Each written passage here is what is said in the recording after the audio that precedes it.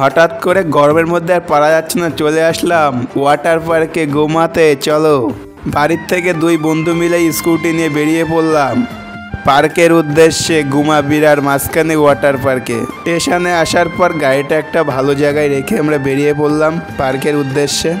গাড়ি রাখার পরে আমরা প্ল্যাটফর্মে চলে আসলাম। আসার পরে টিকিট দিয়ে আমরা 3 নম্বর প্ল্যাটফর্মে চলে আসলাম। বনগাঁ শিয়ালদা লোকাল ধরবো 10:47। এসে দেখি ট্রেন হয়েছে, তো আমরা সেই ট্রেনে চাপবো। তো চাপার পরে ট্রেন ছেড়ে দিল। আমরা যেতে থাকি ঘুমাবিড়ার মাঝখানে হ্যাপি ভ্যালি পার্কে। সাথে থাকো। হ্যাঁ, সেই চলে আসলাম হ্যাপি ভ্যালি পার্কে, ওয়াটার পার্কে। তো ওইখানে টিকিট হলো 40 টাকা এন্ট্রি, মানে প্রবেশ মূল্য ভিতরে ঢুকতে হলে। আর ওয়াটার পার্কে স্নান করতে হলে 500 টাকার টিকিট। আর সামনের ভিউটা দেখো, অসাধারণ লাগছে। তো ভিতরে অনেক কিছু জিনিস আছে, একটা ভিউ দেখতে থাকো। আর যারা তোমরা আসতে চাও, ঠিক আছে, তো ভিডিওটা দেখো।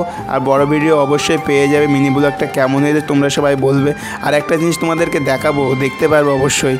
আর এই হলো সেই ওয়াটার পার্কের গেট। তো ওইখান থেকে সবাই ভিতরে প্রবেশ করতে পারবে।